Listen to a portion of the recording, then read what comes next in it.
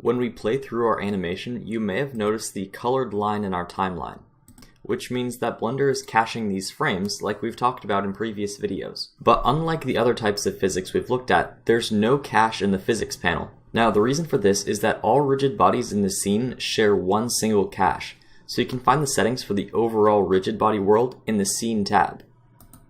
In the Rigid Body World panel, you can find the settings that affect the rigid body simulation as a whole. So first off, we have these groups, and when you add a rigid body, it becomes part of the rigid body group, but it also works backwards. So if we have an object that's not a rigid body, and we go to the Object Data panel, and add it to the Rigid Body World group, it'll also automatically become a rigid body.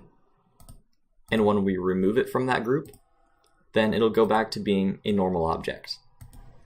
It also works the same way with constraints. The speed allows you to make a really cool time warp effect. So let's say on frame 0, or actually let's go to frame 10.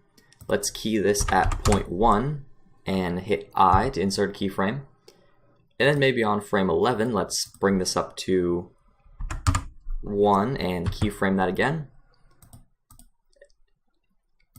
And at the first frame 10s, we'll have a really slow fall, and then it'll break out into its normal speed. So you can do cool time warp effects with that. That's really fun to play with, especially if you're breaking glass or anything like that, throwing stuff on the floor. It gets fun.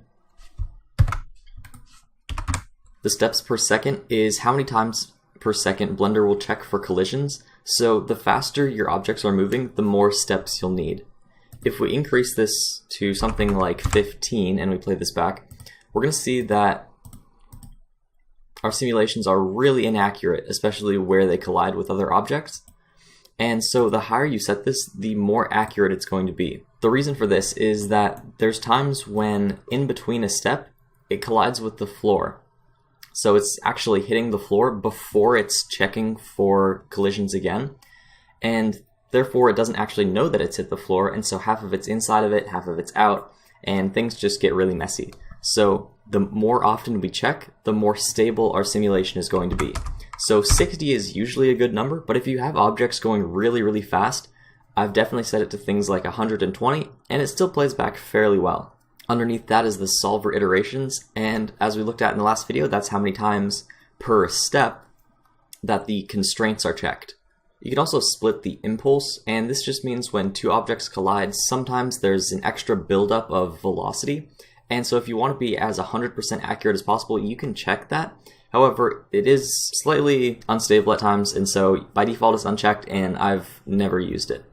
Underneath those options is the Rigid Body World cache, where you can bake your simulation. And we've already looked at caches in the particles videos, and so I won't be going over all of that here, but it works exactly the same way, and it bakes all of the animations for the rigid body world.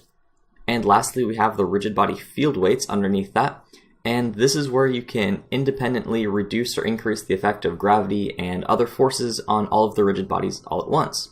So that's all you need to know to get started with rigid bodies. They're a ton of fun to use and really useful in creating visual effects.